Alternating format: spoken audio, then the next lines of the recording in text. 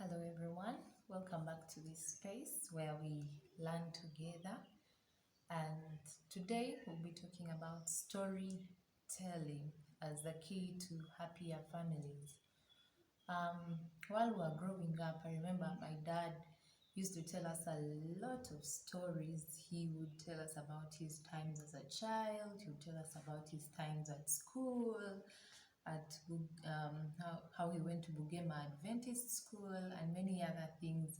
And it was always fun to hear the stories, the funny ones, the true, the times when maybe some misfortune happened and it was sad, and then he always had a way of twisting it around, and then some stories maybe from the news and things like that. And I felt like for me that was usually my best time, the time that I connected the most with my dad besides the other times. And I know that not all the times our family was always, happy and all that. But for those times, I think we really, really created memories. And it's one thing that I want to share with us today, that maybe we can introduce in our families if we've not already done it, that is going to help us to build our families, especially in this time of lockdown where we are confined at home. And so besides studying schoolwork, what else can we do with our children? We have restrictions with movement and things like that, and it's quite a sensitive time. But I know that if we began this in our families, we would realize that we have more healthy relationships, we would reduce on the struggles and things like that. I would also like to share just 3 things that would benefit you if you started the habit of storytelling in your family. You can do it as a routine, you can do it as something that is spontaneous, that happens while you're with your children, maybe doing housework, or I don't know what, besides watching TV. It's something that you can do with your children that will leave a lasting impression. First and foremost, we are told that when we add storytelling into our family routine, they love to share, we love to hear from one another.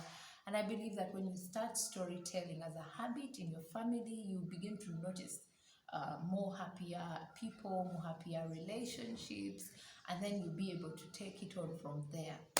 So, storytelling, you don't have to be a best storyteller to be able to do it. You could start by maybe a storybook, or you could share from memories, from your own experiences as a child, or the experiences of others in your family.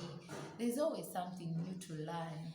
And maybe 3 things that for me I love about storytelling that would be beneficial for you is that it brings out your creative mind, your creative thinking, your imagination is expanded when you consider stories, when you tell stories, when you hear about what people are going through and what they're experiencing.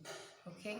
And then secondly, especially when it comes to parent-child relationship, storytelling is a great way to build active listening.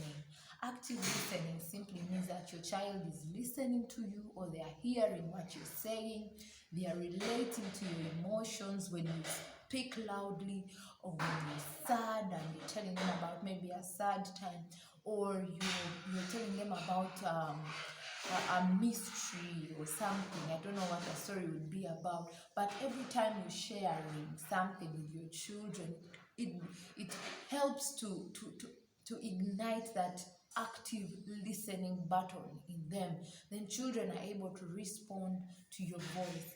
Do you ever wonder why sometimes we go on and on and on and we keep shouting, at our children, and the only voice they've tuned their mind to is a shouting voice? The children know you for shouting.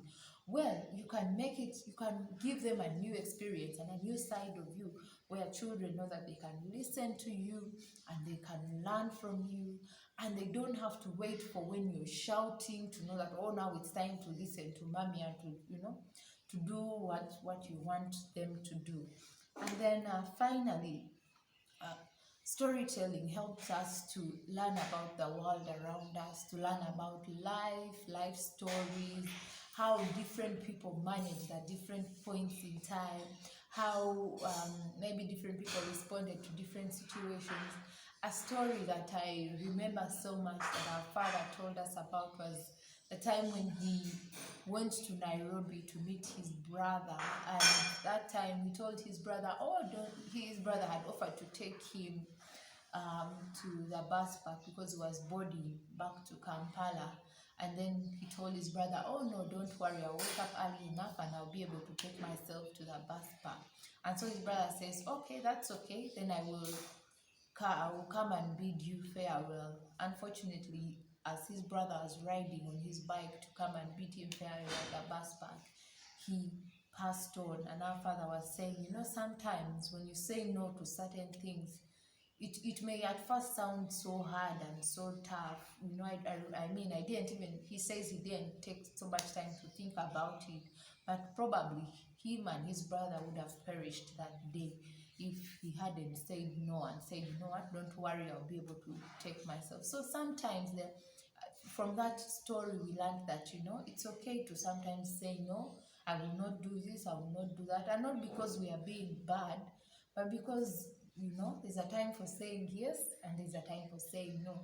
But how much more that if we opened ourselves up to tell our children stories, to have times or moments in the week to tell stories or to hear from our children stories about them, how much more would we learn to be more active, to listen more actively? How much more would we learn to be more creative?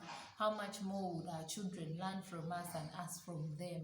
And in turn, us build a relationship. Because, these relationships or communication does not just happen. It's a process of active, habitual, activity that is intentional and aimed at something. And so if we become intentional, say through storytelling, then our families, I believe, would be in a much better place. We would solve a lot more problems than we actually are solving right now with our lives and with the way things are going. So I ask that, would you make a commitment to make time to tell stories to your children, to spend time listening to their stories, listening to what they have to say, but also allow for them to listen from you and hear from you and know who you are.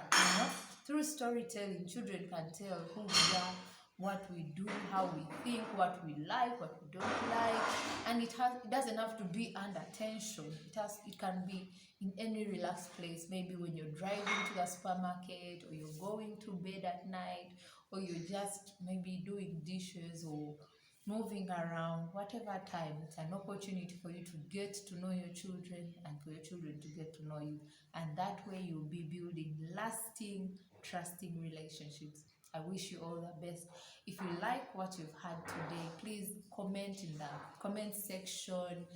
Give me a thumbs up, like and subscribe, and tell me what you think about the videos and how we can improve and how we can get to help one another, what you'd like to hear from me.